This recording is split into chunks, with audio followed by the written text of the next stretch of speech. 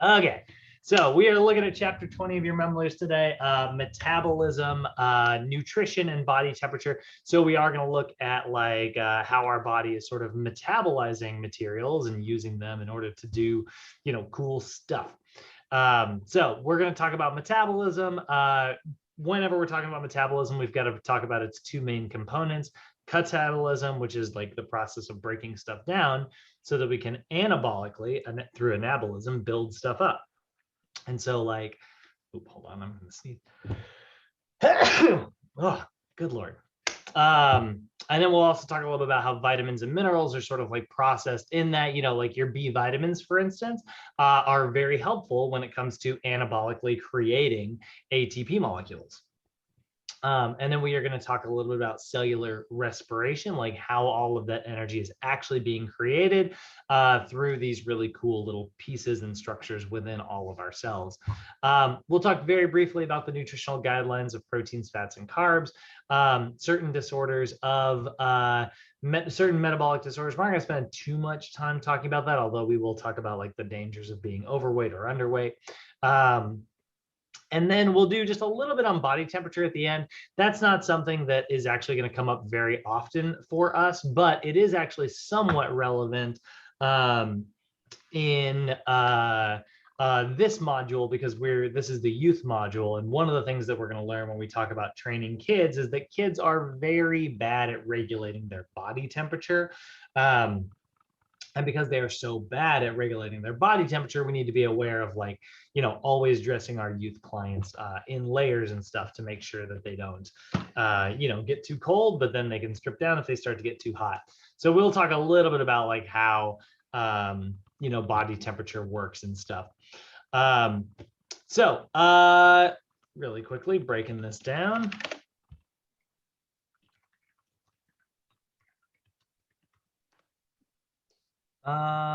Let's see here. This is the one that I want. Where's this one? I think the one that I want is the second one. All right, so let's go ahead and look at how we're going to break down these nutrients here.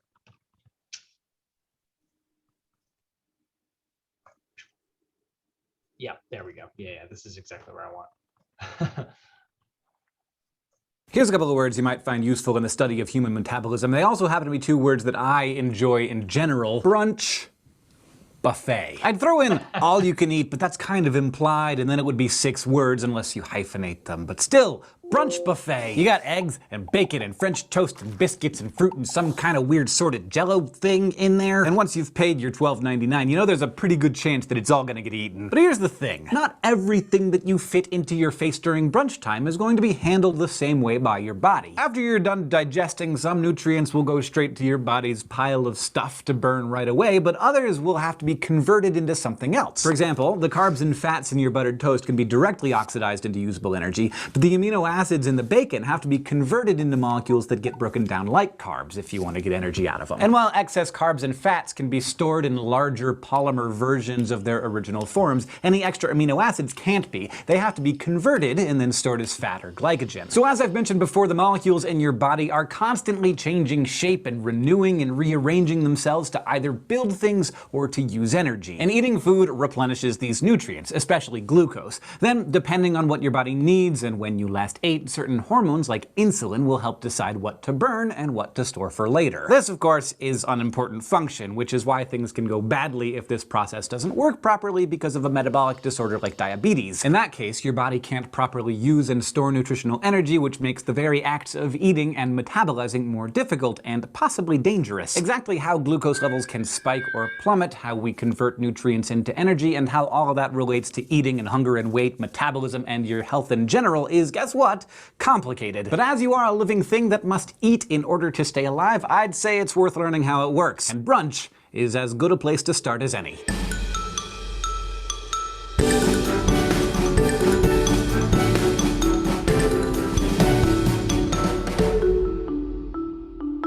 Waiting in line for the all-you-can-eat brunch buffet is a good time to recall the law of conservation of energy. The law simply states that energy can never be created or destroyed, it can only change forms. And the process of metabolism involves conversions of energy, either through catabolizing reactions that release the energy stored in your food, or anabolizing ones that use or store that energy. So you can enjoy your short stack of flapjacks and biscuits and gravy, but remember, that energy has to either get released or stored somewhere inside you. Now, the conversion of food energy is part of the great balancing act that is maintaining homeostasis, and one of its greatest tricks is cellular respiration. Cellular respiration is how we derive energy from the food we eat, specifically glucose, which is where most of our food ends up. In order for glucose to become energy we can use, we have to give it some oxygen and convert each sugar molecule into 6 molecules of CO2 and 6 molecules of water, which usually produces about 32 molecules of ATP. Cellular respiration occurs in 3 simultaneous phases, where glucose is broken down by glycolysis and other catabolic reactions,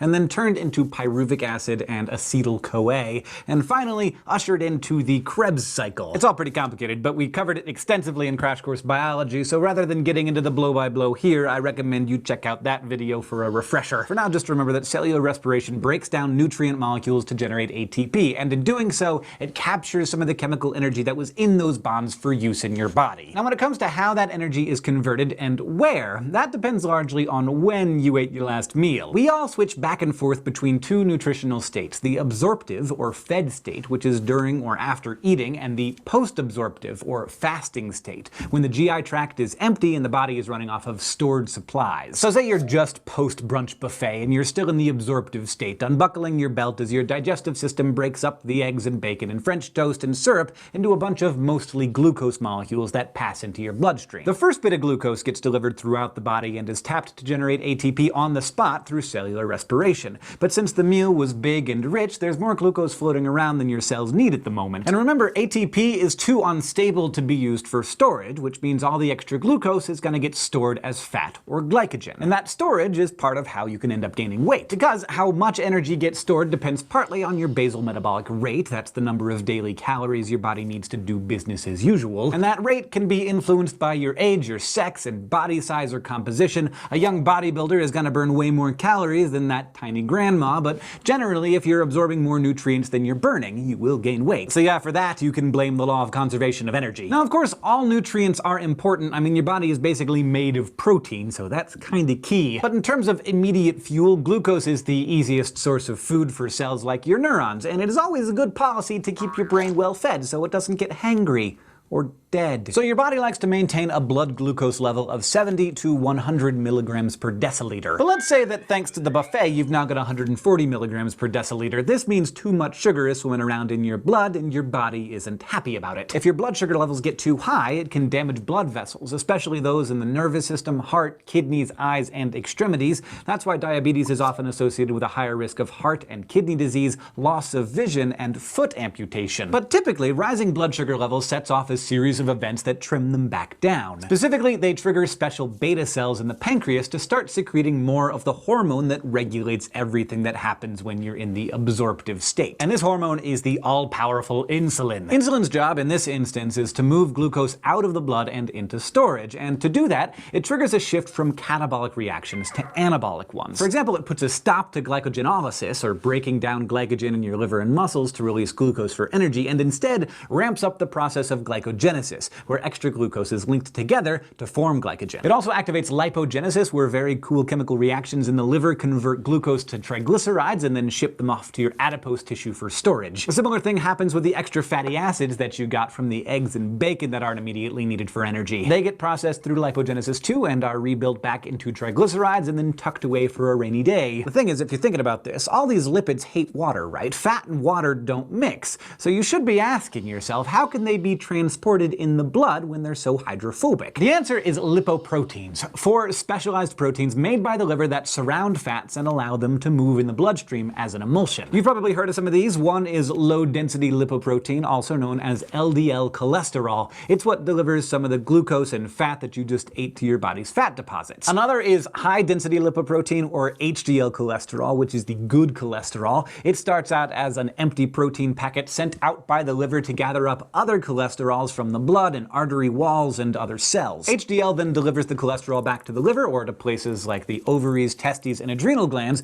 which use it to make steroid hormones. Alright, so now your body has put all the glucose and lipids and proteins where they need to go, and you can just coast into the post-absorptive state. But several hours later, even though your small intestine is still working on what's left of the buffet, your cells have been helping themselves to the remaining glucose in the blood, and eventually your blood sugar level will start to drop. Remember, your neurons are on an exclusive glucose meal plan, so they need sugar at the ready. And if your body senses an imbalance in blood sugar levels, it sounds the alarm. A decrease in glucose stimulates alpha cells in the pancreas to release insulin's nemesis, the hormone glucagon. It starts raising the blood sugar level by triggering the liver and adipose tissues to metabolize their fat and glycogen stores, thereby releasing fatty acids, glycerol, and glucose back into the blood. But if it's been a day or two since you've eaten, for some reason, and you've burned through both your blood glucose and your glycogen stores, and you don't have any sugars left to feed your brain, in that case, your body will launch into gluconeogenesis and convert fats and amino acids into glucose, so ATP synthesis can continue in your brain cells. This process is a sort of last-ditch effort by the body to protect the nervous system from the damaging effects of low blood sugar. Now, of course, this whole system has its flaws, and one of them is that the whole setup is almost entirely dependent on the proper release and reception of insulin. People with diabetes either don't produce enough insulin or have abnormal receptors for it, which is why they often have to inject a pharmaceutical version of the chemical after eating. Otherwise, their blood sugar levels will remain too high, and they'll start peeing out large amounts of glucose to try and balance the levels in the blood. The problem is, because glucose is being excreted and not stored, it's not available when the blood sugar starts to drop, so the body has to draw on fat and protein tissues for energy, which is one reason why sudden weight loss can be an early sign of diabetes. Whether you're diabetic or not, I think we can all agree that it is important to respect your blood sugar levels and remember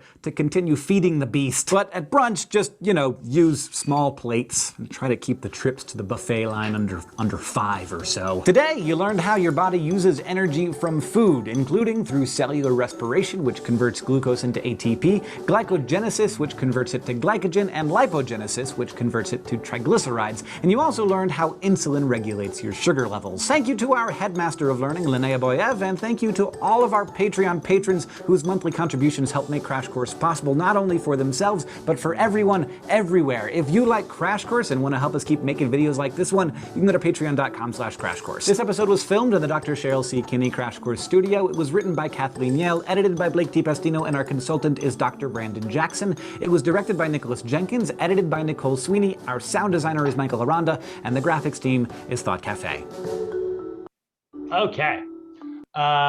So there's a lot going on when it comes to metabolism, right? Who would have thought metabolism would be complicated? So when we are talking about metabolism, we are talking about any and all chemical reactions that are taking place within the body, right? All of them. If it's something that is like a chemical reaction, it's part of your metabolism, whether that's releasing energy from your cells, building something up, using materials, breaking something down. All of those are metabolism. So it's all of it. And there's sort of two main directions that metabolism is going to move. You're either taking something that's very complex and you are breaking it down into something that is much simpler. That is what we refer to as catabolism. Or you are taking something that's very simple and you're building it up into something that's very complex, like anabolism. So if you had like a shed on your property that's like old and dilapidated, kind of worn out, and you go out there and you peel all the pieces of wood off and you're separating them into piles that you can maybe reuse, and other ones where you're like, nah, that's completely broken down, we can't really use that anymore. Separating any, like saving any nails for some reason that you feel like you want to reuse and stuff. What you're doing is you're taking something that is pretty complicated, like a full-on structure, and you're breaking it down into its individual components. So that's a very catabolic reaction. Sometimes you'll hear people say that's a very cannibalic reaction. It's like, that's not actually a very inaccurate way to describe it, because yes, you are sort of cannibalizing something, but that is also a very different process. So that word in a weird way does work, but it's not accurate. You are catabolically breaking it down. you know, when you hear somebody say like they exercise and then they don't eat anything, and it's like, oh, you're cannibalizing your muscle. It's not, you're catabolizing your muscle. But yes, they sound very similar. Um, so let's say you take that shed, you break it down into all the individual pieces of wood and nails and things, and now you know, you're like, okay, well, I can reuse some of this. And so you take all that stuff that you got and you build it up into something that's new, you know, maybe a smaller shed or something, you know. Well, that's going to be an anabolic reaction, right? That's where you're building something that's very, you know, complex out of pieces that were very, very simple. In our body, the classic example of this is breaking down carbohydrates into monosaccharides like glucose, right? Breaking that down into an individual sugar molecule. Then using that sugar molecule to build it up into glycogen so that we can use that glycogen later for energy, because glucose can be further broken down into ATP. But if we don't need to use that ATP right away, we have this really neat trick where we can basically create glycogen, which is nothing but this big, long, complicated chain of individual sugar molecules, right? So each one of these is a sugar molecule, and you can see they're all kind of like clumped up together, and you know, this big, long, complicated chain. And so now I've got all these sugar molecules that I can use for energy, right? Let's say it's been a couple hours since I've eaten. Well, I can break this sugar molecule off and I can use it for energy, and I can break that one off and I can use it for energy, and I can do that with all these. And so that's why our body stores glycogen in primarily like our liver and all of our skeletal muscle. So your muscles have this sort of wet, soupy mixture in them in the form of glycogen, and the same thing is true in your liver. So if you were to break down a piece of bread into sugars so that it can pass into our bloodstream, that's catabolic. And then if you were to take that, all those sugars, and build them up into glycogen, that would be very anabolic. And then the same thing is true of like amino acids, right? Like let's say you take protein and you break it down into individual amino acids, and then you take those amino acids and you reassemble them into, you know, a protein of actin, or a protein of myosin, or, you know, DNA or skin or whatever, right? Collagen, making up new pieces of you, right? So those are anabolic and catabolic reactions. Any questions on any of that so far, guys? We all feeling good on that? Confident?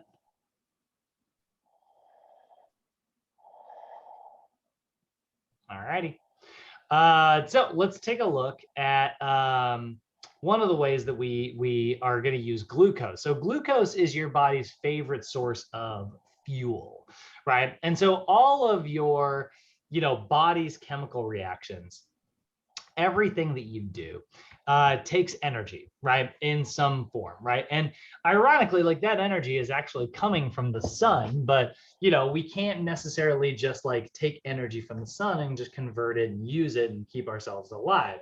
Unfortunately, what we have to do is a little bit of a roundabout process where that energy from the sun gets transferred into plants, and then those plants get transferred into maybe they, you know, get transferred into an animal as well, and then animal's body converts those plants into energy. But now like they have like, you know, proteins and stuff that we can eat.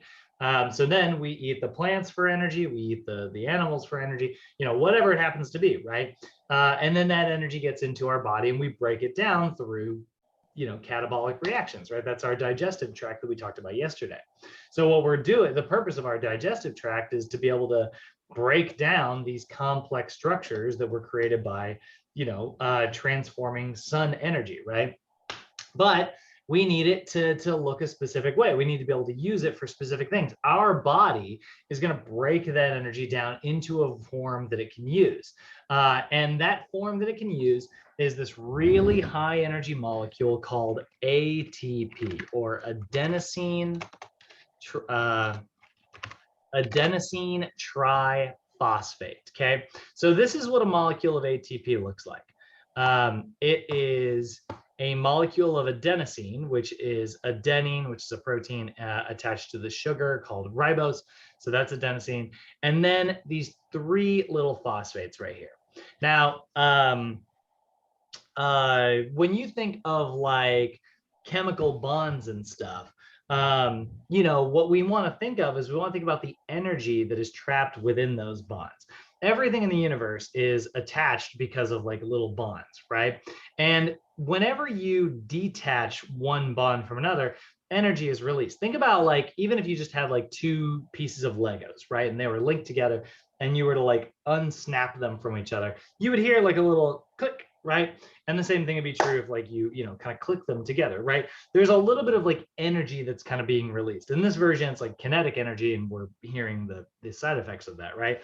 That, or like if you think about like a stick and you break it in half, right? You're breaking it and separating those molecules, right? You hear this like big crack, right? That's kinetic energy getting released. There's lots of different versions of energy out there. In a molecule of ATP, it's very much chemical energy, right? So if we look at ATP here, what we're doing is we are releasing this third phosphate right here. So there is a ton of energy trapped right here in this bond, okay? There's a whole bunch of energy there. So what we're gonna do is we are gonna break that energy. I'm sorry, we're gonna break that bond. So when we break that bond, like let's say like I go like this, right? And I break that bond. Well, what that's gonna do is that's gonna allow me to remove this phosphate right here.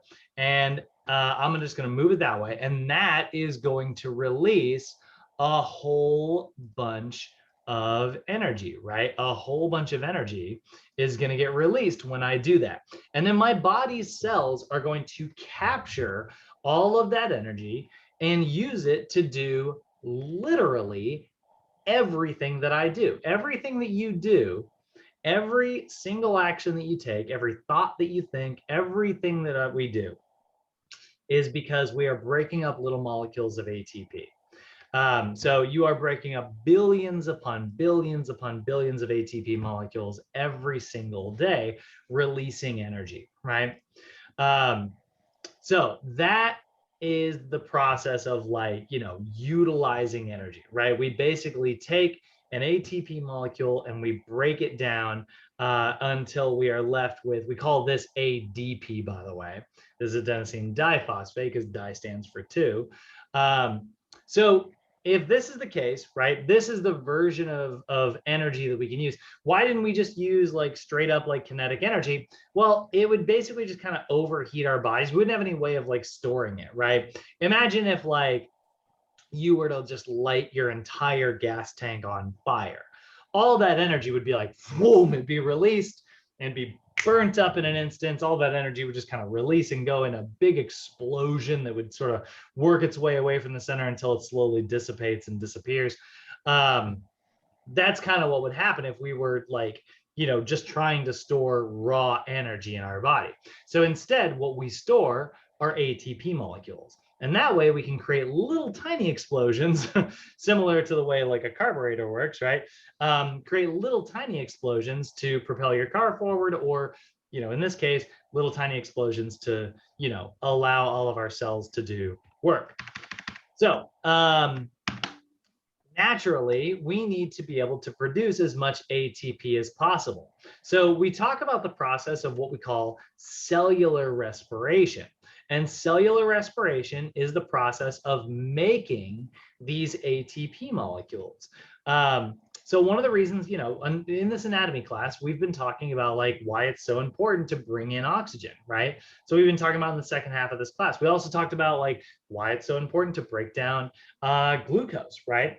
Well, when you take glucose and you add oxygen to it and you do a little bit of really cool little chemistry, your body will create molecules of ATP. And that's why we say oxygen gives us energy. And that's why we say carbohydrates give us energy, because we are breaking glucose down into ATP molecules. And with the assistance of oxygen, we're able to do a whole bunch of that.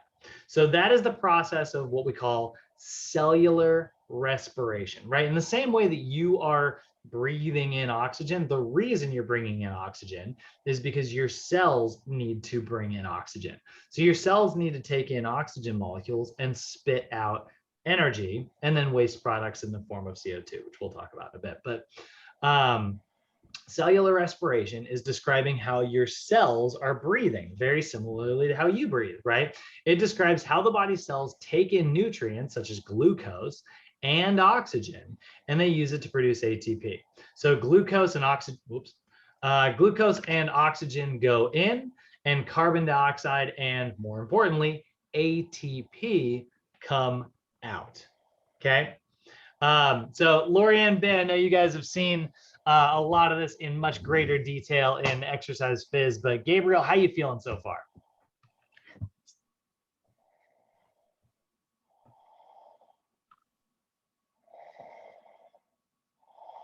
I'm not sure I can hear you, bud.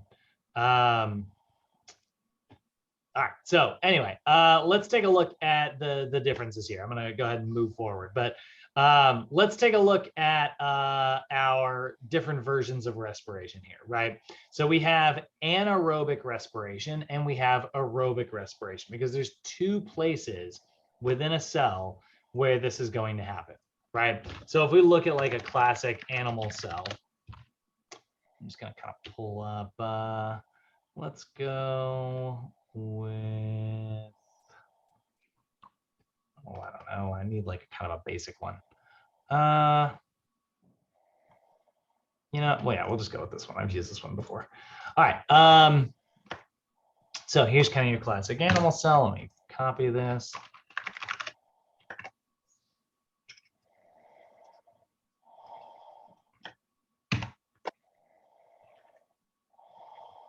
And let's go ahead and delete all of this. Erase all of this. Let's see here. I need a bigger brush. Does that get any bigger? No? Oh my God. All right. Need space to be able to draw stuff.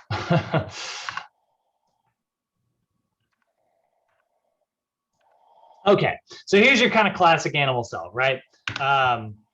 This is sort of just a sort of a placeholder cell, you know, not any cell actually looks like this. But what's going to happen is we're going to experience ATP production in two primary places.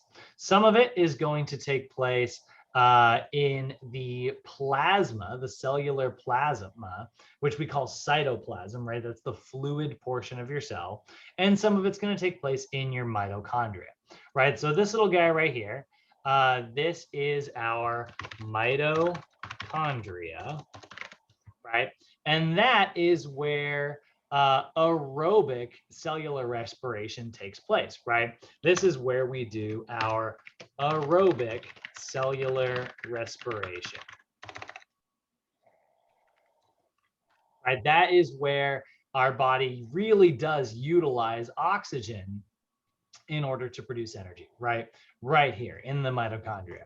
But we've also got this sort of fluid section here, right? We've got like all this sort of just like general fluid, right? That general fluid is what is referred to as our cytoplasm, right?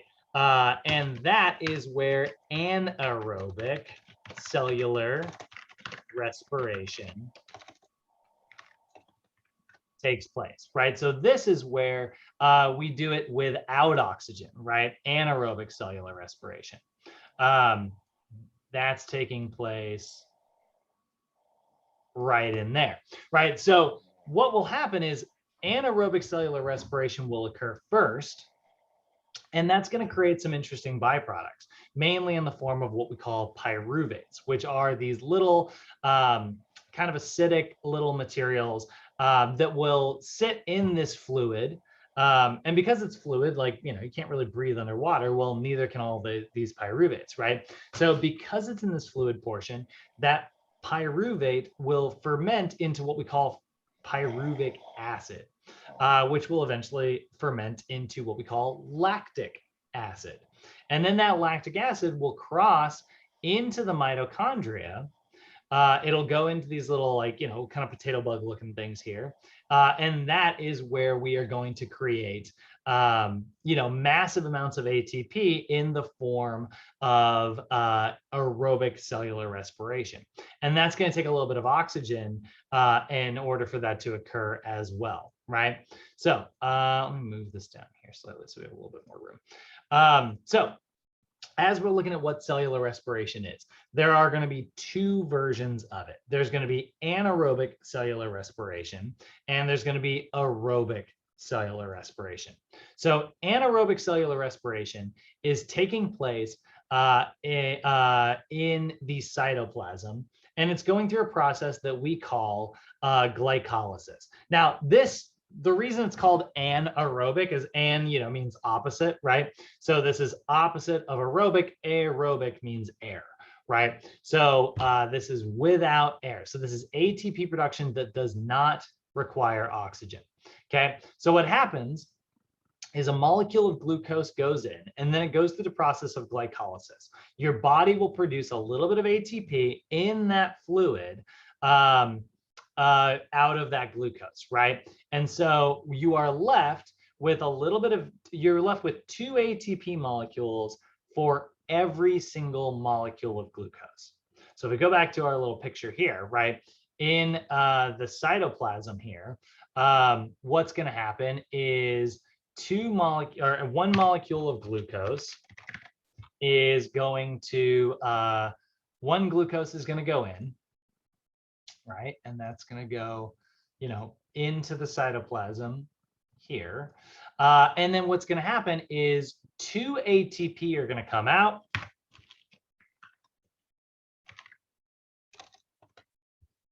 And so that is going to be released here. So that's going to go in this direction.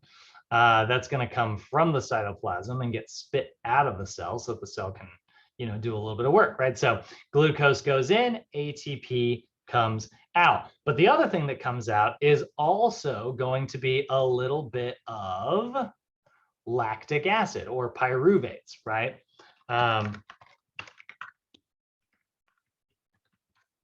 Right? And so that is also going to come out as a byproduct. And that's going to be really important because we're actually going to use that byproduct. We're going to recycle it in the next process of metabolism here, right? So glycolysis describes how our body produces ATP in the cytoplasm out of glucose. So glucose is the main and only ingredient necessary to produce just a little bit of ATP. So our sugar monosaccharide glucose is going to be used to produce this, right? But we don't just get energy, we also get a little bit of a byproduct in the form of pyruvic acid. So now what's going to happen is we're going to switch over as long as we keep doing this. If we keep doing this, eventually there's going to be a critical buildup of all these pyruvates, right? There's going to be so much pyruvic acid built up that our body is going to want to like convert that and use it and turn it into something else, right? And that is where aerobic cellular respiration takes place. So aerobic cellular respiration is ATP production that does require oxygen.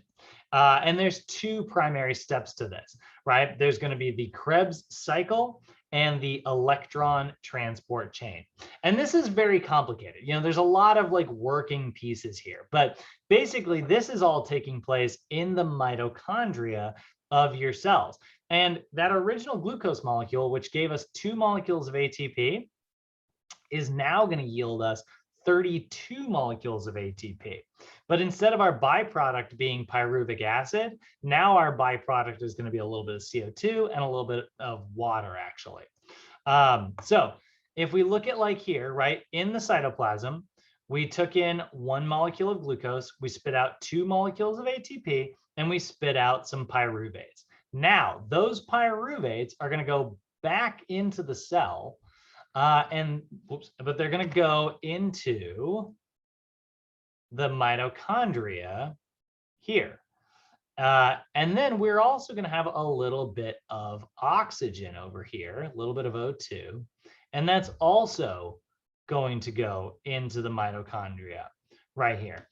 And what that's going to do is that's going to spit out 32 molecules of ATP.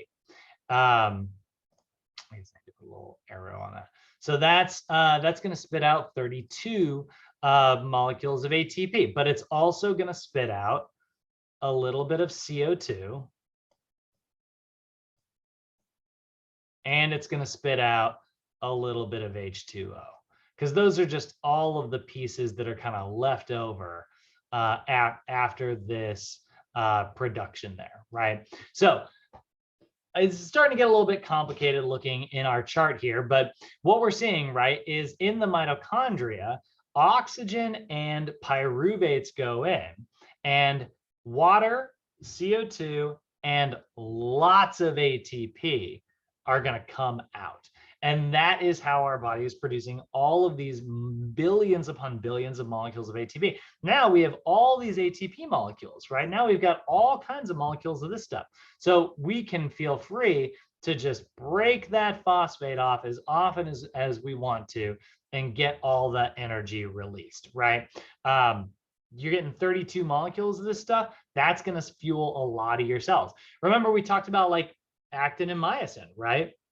Those little contractions that the myosin head has to reach up and grab the actin and bind to it and, you know, create that sliding in the sliding filament model, right? Well, how does myosin have enough energy to do that? It uses the energy by breaking up ATP molecules.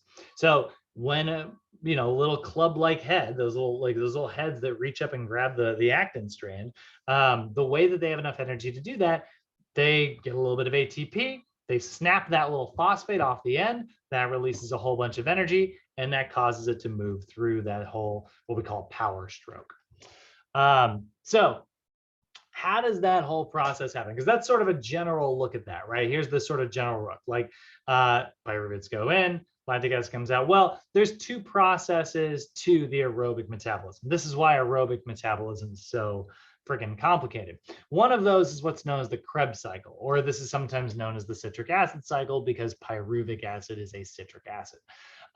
So it describes how our body produces two more ATP in the mitochondria by using those byproducts of glycolysis. Byproduct of glycolysis is pyruvates, right? So here's what the Krebs cycle actually kind of looks like. Very freaking complicated. Look at this nonsense. Look at these long freaking names for all these little enzymes that are happening here, right? And look at all the chemistry that's kind of going on here.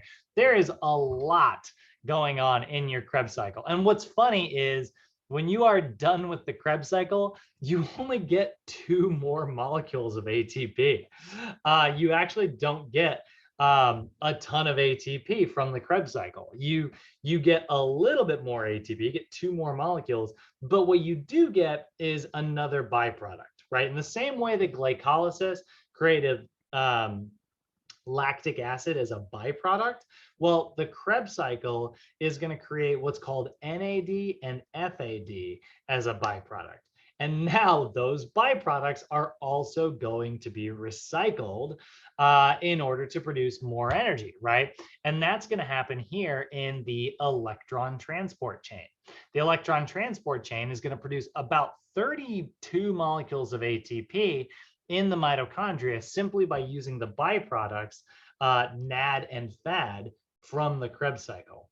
And this is where we're going to spit out water as well as CO2 as, the byproducts that are left over. And those are byproducts that we can no longer use, so we got to get them out of the body at that point.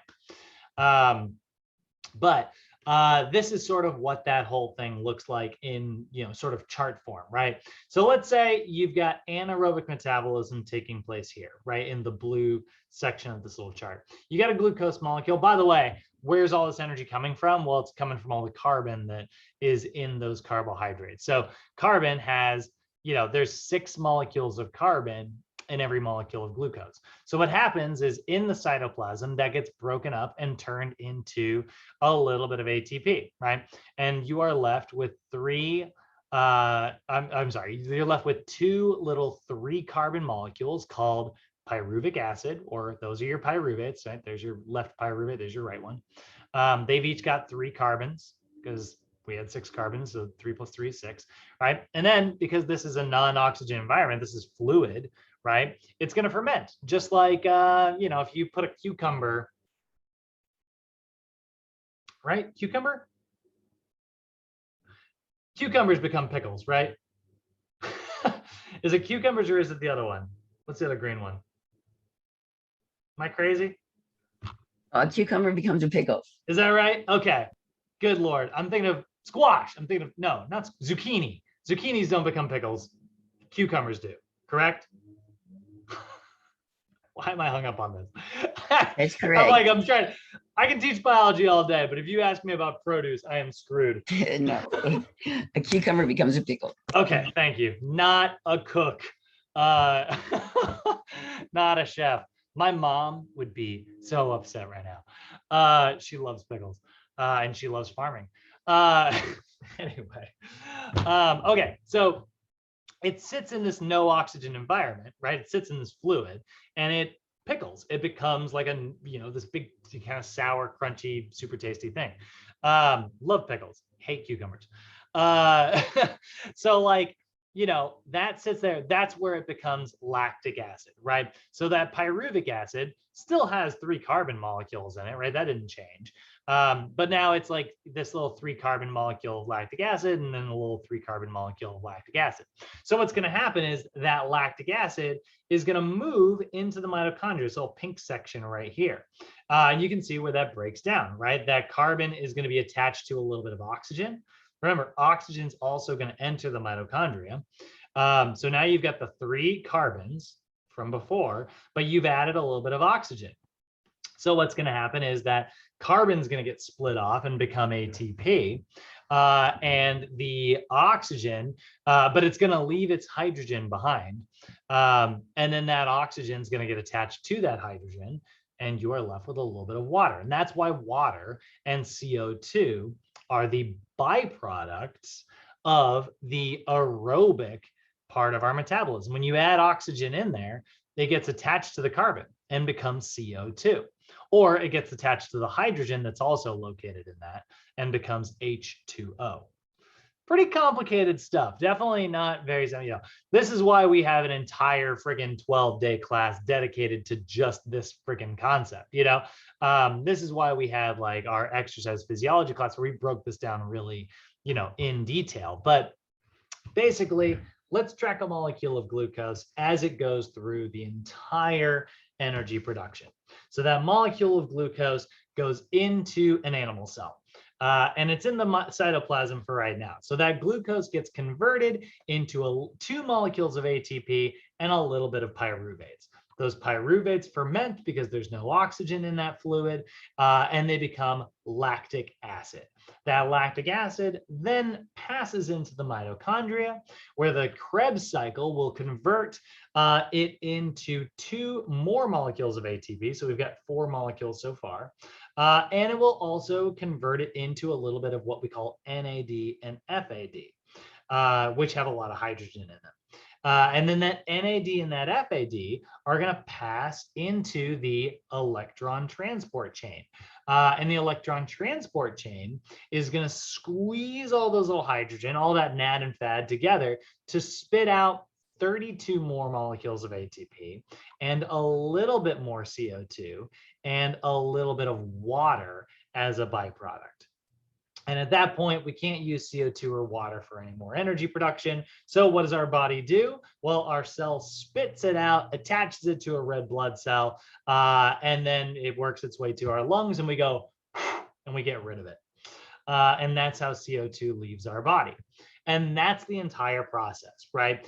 Very, very, very, very complicated, but also very, very, very worth knowing because this has direct implications on how we exercise, right? So for instance, like if you want to primarily target your anaerobic metabolism, you primarily want to target and make sure that you're staying in the fluid portion for ATP production. Well, this only takes place, this lasts about 30 seconds. Your body's going to take in glucose and spit out ATP at a rate of like 1 to 2 molecules of glucose. It's going to do that really, really, really rapidly for about 30 seconds. But once you're about 30 seconds in, that gives the lactic acid time to work its way across and get into the mitochondria. This is where you start producing massive amounts of energy. Remember, we're going to get like 32 to 36 molecules of ATP in the mitochondria from that 1 glucose molecule. So if we wait about 30 seconds and we give that time to kind of work its way over and then get into the mitochondria where we spit out all that extra energy, Well, that's what we call our aerobic metabolism. And that's where if you're running, all of a sudden, after about 30 seconds worth of time, you start to like get a little bit more out of breath. Your body starts to go, wow, we are producing lots of lactic acid. Our blood is becoming very acidic. And so what it does is it increases your heart rate, it increases your breathing rate, and then all of a sudden you start bringing in more oxygen. So now that oxygen can work its way into the mitochondria right as the lactic acid is also working its way into the mitochondria, and that's where we start getting energy. So if I'm trying to target a client's anaerobic metabolism and I'm focusing on using that as a fuel source, then I want to make sure that I'm keeping my lift to less than 30 seconds worth of time. I'm not going to do 15 reps. I'm not going to do 20 reps unless those are fast. I'm going to do sort of a medium tempo for anywhere from like 6 reps to maybe 12 reps, right? If I'm doing like if it goes 1, 2, 1, 2, 1, 2, 1, 2, that's 4 seconds per rep, right? So if I'm moving at that tempo and I do 6 repetitions, 4 times 6 is 24 seconds. If I were to do 8 repetitions, 4 times 8 is 32 seconds. I am right in that glycolysis section. So I am making sure that all of my energy production is coming from glycolysis, which means lactic acid is my byproduct. Now, here's the thing. That lactic acid, when you produce a whole bunch of it, sometimes not all of it gets converted, right? So then it ends up just kind of sitting around and it's really acidic. So if it's being produced within your muscle and it's just sitting around being all acidic, what happens? It burns your muscles. It damages them. Remember, acid is, it's acid, right? Like it burns through stuff. So what it starts to do is it starts to damage the proteins in my muscle. That damage of the proteins in my muscle will cause my immune system, my inflammatory system to come along and repair that damage that was created by that lactic acid. And that's what's going to make my muscles bigger. And my body will probably go, well, if this gets damaged so easily, I don't want that to keep happening. I'm going to make it a little bit stronger. So then it makes it a little bit stronger, a little bit bigger, and a little bit more resistant to damage in the future. And that's why we lift a little bit heavier the next time. We go from doing 5-pound weights to 10 to 15 to 20 until eventually we're pressing, hundreds of pounds up over our head and stuff, right? And that is why generally we consider low repetitions better for strength. Now, if I wanted to run a marathon, I need to produce lots of energy consistently for 26 freaking miles, right? So that is a very long duration thing. Instead of focusing on producing a bunch of energy really fast, I'm instead going to produce a bunch of energy kind of slow, but consistently, right? Slow and steady wins the race, right?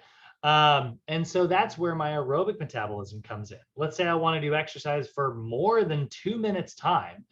In a marathon case, it's like more than 2 hours oftentimes, right? Let's say I want to, that's definitely longer than 2 minutes, right? Let's say I want to do that, right? Well, then I need to start using my mitochondria for energy production.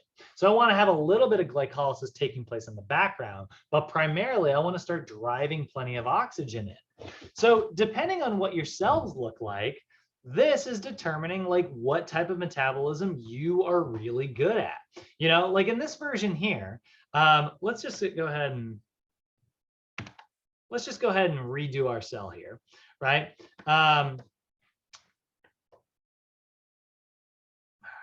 Just right there. Take a look at this version of the cell here. Let's say this was a muscle cell, and I know it doesn't have any of the myofibrils and stuff in it, but let's just say this is a muscle cell, right? Well, if it's a muscle cell and it's got 3 little mitochondria in it, that means that it's probably not so good at producing energy with mitochondria. What it is really good at is producing energy with the cytoplasm, right? There's a lot of fluid in here, but there's only 3 little mitochondria bugs, right? So because of that, this is a cell that's generally pretty good at glycolysis. This is probably like a type 2 muscle fiber, right? Those strong, intense muscle fibers that we use for maximum strength lifts. But what if my cell looked like this? What if there was all kinds of, extra mitochondria within the cell, right?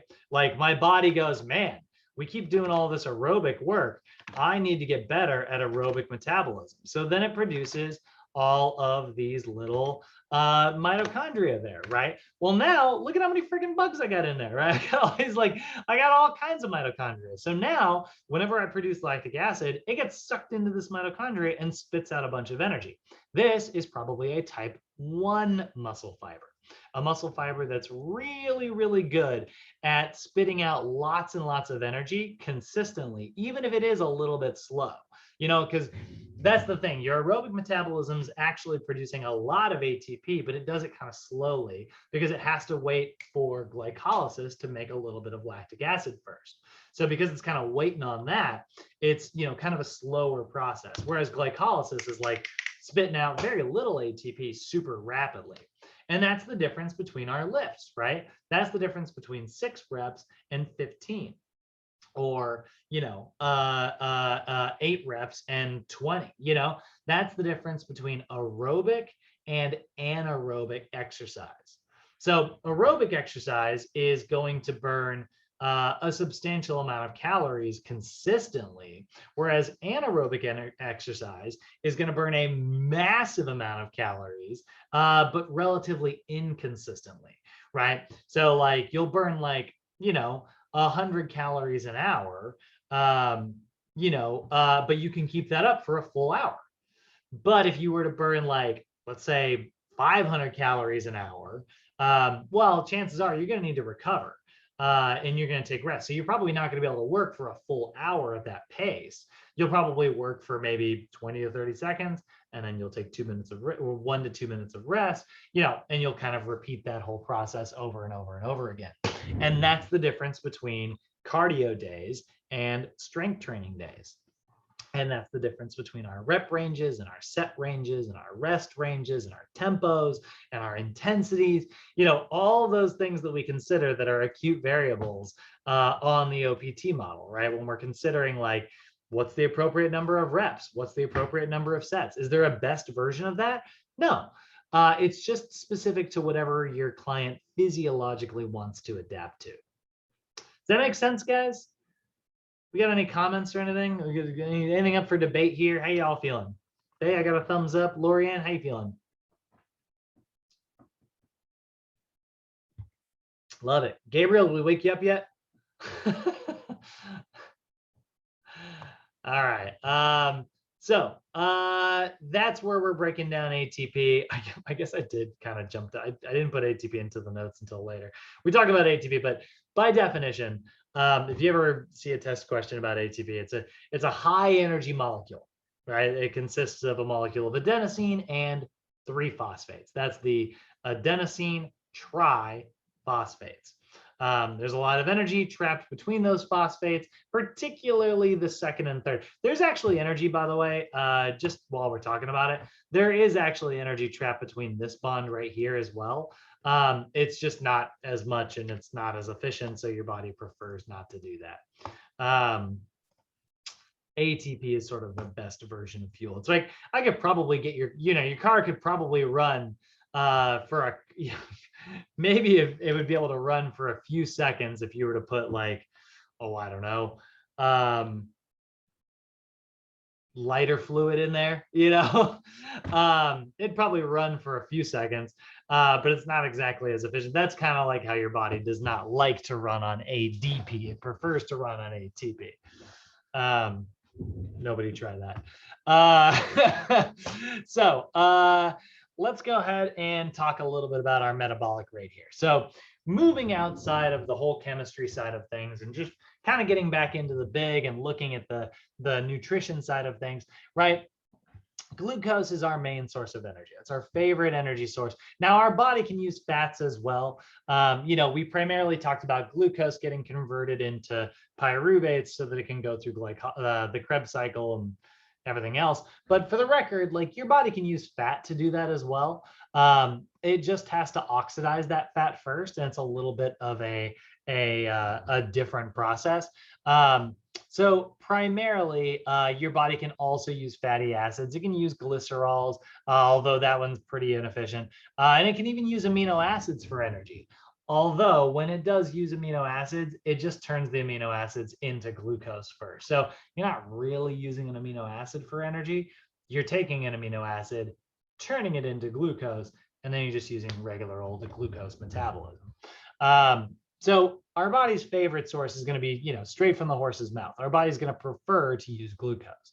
And that's why sometimes it's easier to tap into your glycogen stores than it is to tap into your fat stores, and this is sometimes why burning fat can be sort of a frustrating process.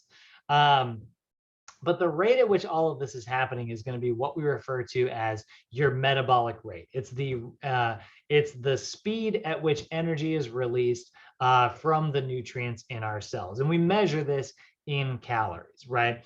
So our body prefers to use glucose, which is why we store a certain amount of glucose in our body in the form of glycogen. Now, there are other materials that we didn't talk about when we talked about nutrition yesterday, right? Like yesterday, we were talking all about proteins, fats, and carbs, because those are the main energy ingredients, right? They have calories in them. Vitamins and minerals, they don't have any calories, but they do aid in our metabolic processes, right? Minerals, for instance, give our body structure, right? Like you think about like calcium, for instance. Calcium is what gives your bones their hard structure. When you think about like potassium acts as an electrolyte. Sodium acts as an electrolyte. So when we have sodium on one side of things and potassium on another, and we're moving them around, that creates a little bit of electrochemical energy, right? We definitely need to have that, right? Same thing is true of like molybdenum or magnesium, right? You've got iron. Iron's in your blood, and metabolically, that's attaching to oxygen molecules to be able to carry that oxygen around. We got to be able to get like that oxygen from our lungs over to our cells and our calf muscles in order to be able to allow the calf muscles to produce ATP so that they can contract. We got to be able to deliver that stuff, right? And so that's why iron exists in our blood cells. So there's a lot of different minerals that are really important for certain physiologic processes.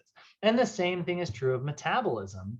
Vitamins are really essential for metabolic processes when it comes to energy production, right? So vitamins are actually kind of similar to proteins. They look a little bit similar, but they don't have any energy in them. And there's going to be two main forms of vitamins. You're either going to have your water-soluble vitamins, which are dissolved and carried by water, and you're going to have your fat-soluble vitamins, which are dissolved and carried by fat, right? And they do slightly different things, right? Generally, fat-soluble vitamins interact very intimately with minerals, and water-soluble vitamins are often very much used in like the energy production side of things. So for instance, your water-soluble vitamins are vitamin C and your entire B complex. Those B vitamins will act as coenzymes during the Krebs cycle, right? So remember, an enzyme is sort of a protein that kicks off a chemical reaction. So when we look at the Krebs cycle,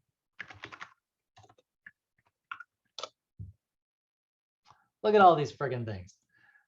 All these big complicated little chemicals here, each of those is an enzyme, right? And so your B vitamins are acting as these enzymes to allow this to happen more effectively. This is why you'll see like a B vitamin drink. You'll see like drinks that are out there. There's tons of stuff like 5 Hour Energy, Red Bulls, vitamin water, and you'll see these claims on the front of them that are all about, all related to the idea of energy, right? Like this one's called Revive. This one's literally called energy. This one's called Power C, and this energy one, let's take a look at that.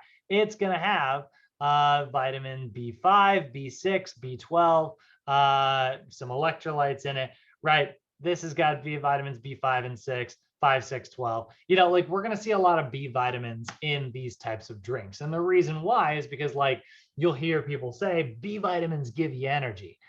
Now, they don't have any calories in them. So technically, no, they don't. But they are acting as coenzymes during the Krebs cycle. So by having B vitamins, the Krebs cycle will happen more effectively, more efficiently. So do B vitamins give you energy? Not really, but they do unlock your ability to create energy. So in a roundabout way, yes, I don't know. I don't know how to say it properly. This is a language problem, you know, but that's what B vitamins do. They do act as coenzymes there. Vitamin C is also going to interact very interestingly with your body. It's not necessarily involved in the Krebs cycle, but it does interact with your immune system and other parts of the body. And vitamin C is also going to act as an antioxidant. So one of the byproducts of, you know, using chemistry to do all the stuff that we do is that our cells sometimes oxidize, and they'll experience what are called like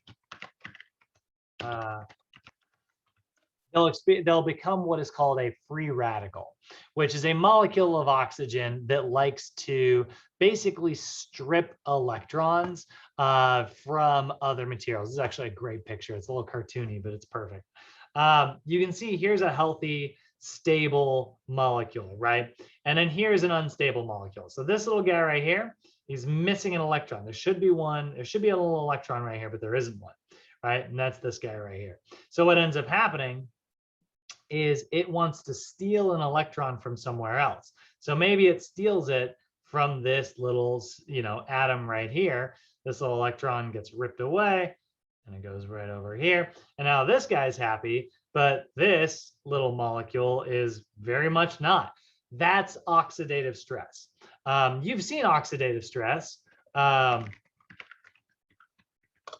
If you've ever cut like an apple in half, right? And then it's been exposed to oxygen, right? It starts to oxidize and, you know, turn this kind of brownish color, right?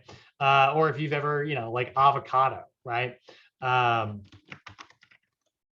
You know, you look at an avocado that turns brown over time, right? That's a little bit of like oxidative stress happening towards that like little section. It's being exposed to the air, right? So that actually happens within your cells as well. And if that oxidative stress happens within your cells and it damages your DNA, which is your blueprint that tells your cells how to grow, what'll end up happening is your DNA will become compromised and it will make an imperfect copy of itself rather than like a perfect copy. And that imperfect copy can't function. And then if that cell makes a copy of itself, well, it was imperfect, so it makes another imperfect copy and another one and another one and another one because your cells are constantly dividing. And now you're left with like a mass of cells that are ineffectual. You know, they don't really work. They don't really do anything. And so we call that a tumor, you know, and that's why we talk about like, you know, chemicals causing like cancers and things like this. It's because they are creating like oxidative stress. So what the heck is an antioxidant? Well, it prevents that oxidative stress. It's anti to that oxidative stress. And so it stabilizes free radicals. And basically, vitamin C has extra electrons.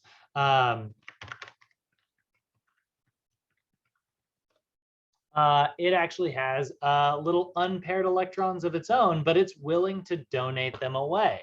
And so what that does, I actually can't find a good picture of this. I'm going to pull up the same picture here. What'll happen is, let's see here. I'm going to go ahead and copy this.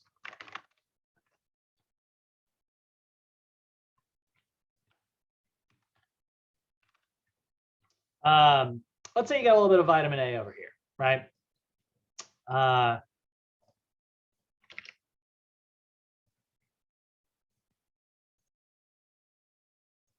So here's a little molecule of like vitamin A, right? Actually, you know what? I just realized I'm trying to draw this myself. It'll be way easier if I just do this. There's a molecule of vitamin A, right? And it's got extra electrons. So what it's willing to do is it's willing to donate that extra electron over here. And now he doesn't have to grab this little guy. We can just kind of keep these little guys safe over here. Just gonna move it this way, right? And so vitamin A was willing to give up its electron so that it doesn't damage your cells. And your cells are able to remain nice and happy and healthy. And this little guy doesn't have to go over there. He can just kind of stay right here, and we can turn that frown upside down. Rotate this 180 degrees. There we go. Now it's that is so creepy looking. But now he's a little happy molecule because it didn't lose his electron, right? That is how antioxidants prevent oxidative stress, right? That is how vitamins protect us, and why it's so important to get plenty of vitamins in your diet. Now, vitamin C is the water soluble version of this. Vitamins A, D, E, and K also are all going to also act as antioxidants. So we really love those vitamins, and we want to make sure we're getting plenty of those vitamins in our diet. But remember, these are fat soluble, so it's also important to make sure you're getting fat in your diet so that you can actually use them and utilize them and transport them around. Also, they have other material. They also do other things, like vitamin D interacts with calcium, for instance, makes calcium a little bit more effective at, binding onto your bone tissue.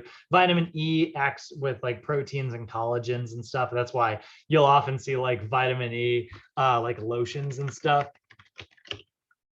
You'll see like vitamin E oil and stuff like that they sell. Theoretically, because that has so much vitamin E in it, it's going to be good for your skin because your skin has like a lot of proteins and collagens in it and stuff. Other things as well, vitamin K is interacting with your blood and helps with the process of clotting and stuff. So vitamins have like a lot of really cool features in them. Any questions on vitamins or minerals, guys? Any questions about antioxidants or B vitamins acting as coenzymes, anything like that? Lorianne's feeling good. Cool. All right. Well, let's go ahead and review a little bit about what we talked about yesterday, and then honestly, guys, we're going to wrap up pretty quick here. So when it comes to general nutritional recommendations, do you really need to focus on making sure that you're getting all those vitamins and minerals in? Not necessarily. You definitely want to make sure you are getting plenty of vitamins and minerals, but as long as you are eating normal, healthy ranges of our macronutrients and you are getting plenty of bright, colorful foods in, that ensures that you are getting plenty of those vitamins and minerals. And that's why, like, when my clients ask me for dietary advice, a lot of times I don't get super specific about saying, like, don't forget you need 1,200 milligrams of sodium a day, right?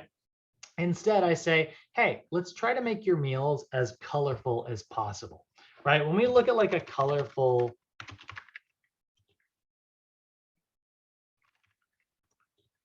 when you look at like a meal, right, you want to make sure that you're getting like plenty of color. That just looks more vibrant. It looks more healthy. It's going to be better for you. God dang it! There was a good picture. I felt like on the other page. Where did it go? Yeah, there you go. Like, this is a very plain. Everything kind of looks like, one color of like beige or brown or whatever, right?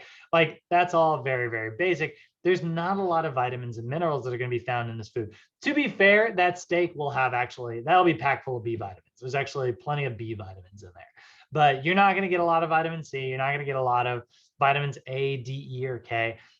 We do want to make sure that we are focused on getting lots of color in our foods. And I don't mean Skittles. I don't mean M&Ms. Obviously, I mean fruits and vegetables, right? If you're eating stuff that looks more like this, that's very vibrant and very, very colorful, that is ensuring that you're getting a lot of those vitamins and minerals, because that's what's giving them these colors, especially blue. Blue is a big one. Get lots of blue in your diet, guys. It's really, really, really good for you. Generally, our recommendations, we talked about this yesterday, they're actually seeing slightly different numbers here. It's 45 to 65% recommended for carbs, 20 to 30% recommended from fat. and 15 to 35% recommended from protein. When it comes to choosing your carbohydrates, you are going to be able to choose between simple sugars or complex carbs. Generally, you want to focus on complex carbs. If we look at like simple versus complex carbs, simple carbohydrates, those are things that are highly processed, right? Sodas, candies, white bread instead of like whole grain, dark brown bread, right? Whole wheat pasta instead of like processed pasta, right? These are all simple carbohydrates down here. These are very complex carbohydrates, and look at which side is more colorful, right? Again, that's going to have much more much healthier vitamins and minerals. I don't know what this guy's doing over here, but you can see complex carbs versus simple, right? So starches, plant fibers, those are complicated, right? Those are what we like. Ideally, your diet should be made of mainly complex, naturally non-processed carbohydrates.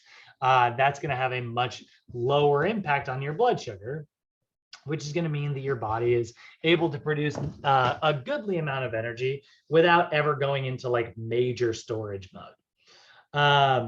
Also, when it comes to fats, we've got two types of fats, right? We've got saturated fats versus unsaturated fats, right? If I look up a picture of that, saturated fat versus unsaturated, right?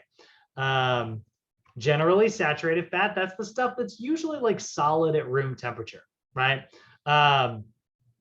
And generally, the saturated stuff is associated more with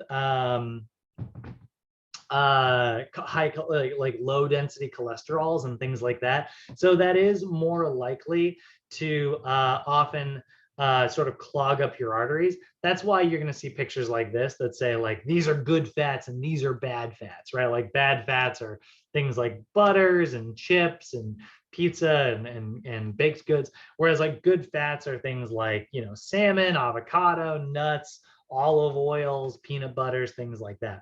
Now, for the record, you can have some of that saturated fat in your diet. It's actually, saturated fat's not as bad for you as we sometimes like lay it out to be.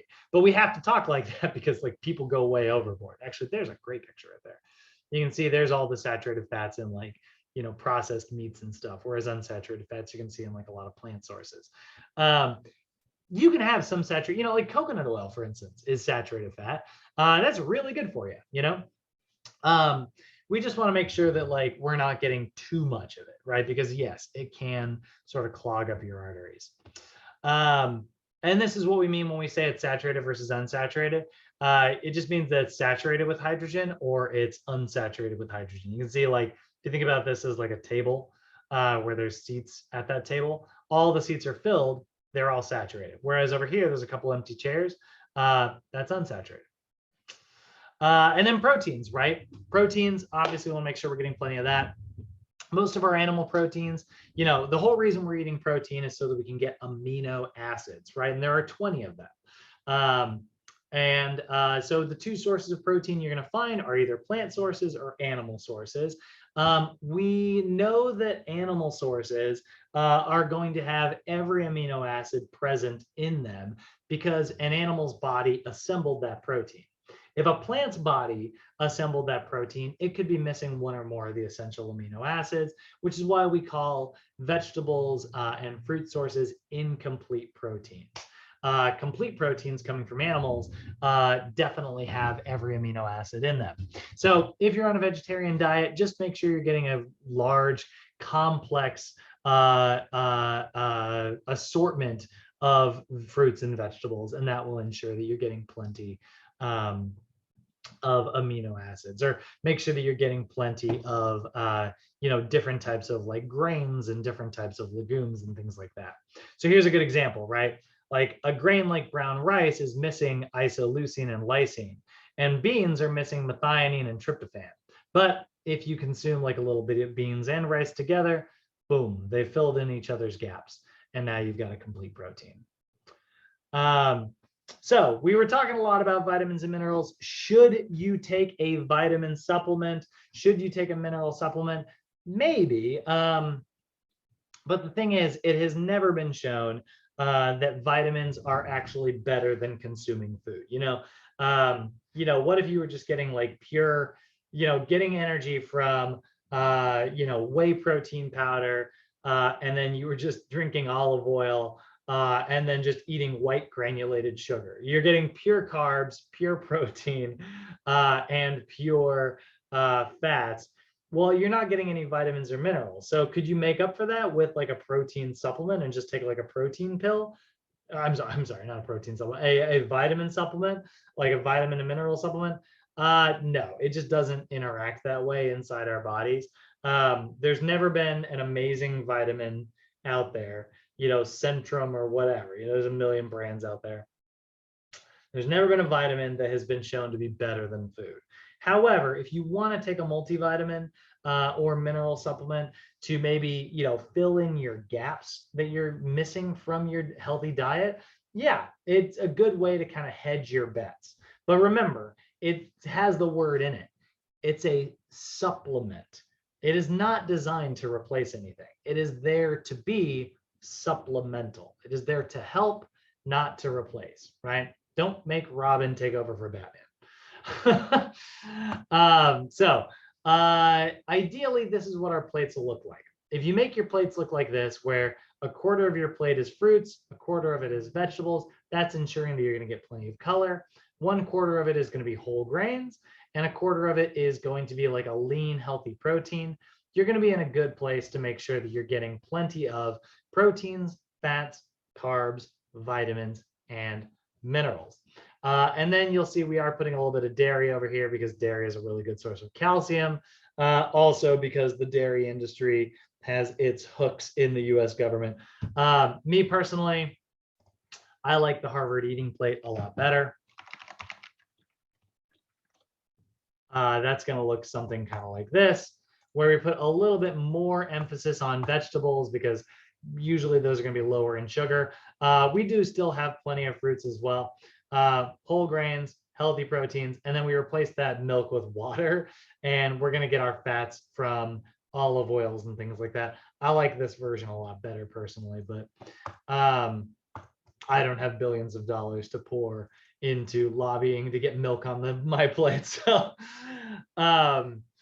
So alcohol, not a nutrient. In fact, if anything, it interferes with your metabolism and screws up your metabolism. It has no redeeming qualities except for, giving you confidence to talk to members of the opposite sex. But other than that, like honestly, alcohol does not have a single redeeming quality physiologically. It does not do anything good for us. It only does bad stuff. So definitely not an essential nutrient.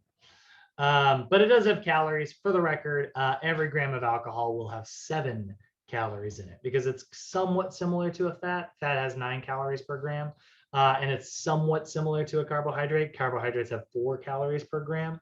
So alcohol will be kind of right in the middle there because it is chemically somewhat similar to those two. It's kind of halfway between them. Now, we also know that like being overweight can affect how our body metabolizes things, and we know that it does have certain physiologic implications, but the causes are very complex. It's lifestyle, it's diet, it's genetics, but typically we do know that like being obese, which is in a BMI above 25, actually, sorry, it's a BMI above 30. Being above 25 is overweight. We do know that this has like this is going to put you at risk in shortening your lifespan, especially with things like hypertension and diabetes. That's going to decrease your insulin sensitivity, and it does have a risk of blocking your arteries. Not great, right? Not good things. Being underweight, also not good. If your BMI is lower than 18.5, that will often show certain reproductive disturbances, nutritional deficiencies. That's going to have very negative effects as well. So we want to keep an eye and make sure that our clients are falling within normal healthy ranges, which is why we need to know our BMI formula, which is your weight in kilograms divided by your height in meters squared.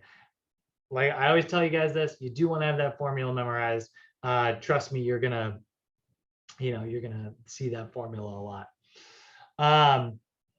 Now, like I said, we're going to really briefly here. This is mostly, this isn't something that's going to be super relevant to us, but talking about metabolism, whenever your body is releasing that energy, you know, from that ATP, a little bit of energy gets released in the form of like heat energy, but you're not necessarily always going to use all of it. Some of it escapes. Some of that energy doesn't get trapped by your cells. So that's why when you exercise, you'll notice your core temperature starts to go up a little bit because some of that energy is sort of passively getting released and it's raising your body temperature. So we have regulatory devices that are going to help us, right? For instance, we're going to, as our temperature goes up, our body will go, oh, that's not good. I need to lower that back down. So we'll start sweating. And what that does is it conducts that heat away from your body through several different processes, right? Some of it's radiation, which is just heat sort of passively leaving. Some of it's convection, where, you know, air, which is cooler than your body, runs across like fluid that is on your skin, and then that actually carries that heat away with it. That's what we call convection. Some of it's evaporating, some of it's just passively sort of carrying it away as like water moves out of your body and you evaporate it. Or some of it is conduction, where something cool is touching something else and then that's actually like, you know, moving from one spot to another. Conduction is a good example of like, you know, how you use like a blanket. You're conducting extra heat. Your body is basically bouncing its own heat back in, similar to how, you know, greenhouse gases are trapping heat in our environment. So that's how your body is going to sort of regulate its temperature and stuff. And your body has a lot of like internal mechanisms that make these processes a little bit easier. So if your body is trying to like, you know, keep you warm, it will constrict your blood vessels and make you start shivering, and then it will increase your cell's metabolism. This is where theoretically, you guys ever see that like cryo stuff, that cryotherapy stuff, where those people will get in those little chambers that are like crazy freaking cold.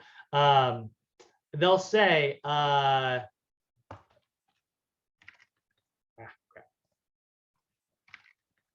they'll say that it will burn, you know, between 500 to 800 calories. Maybe.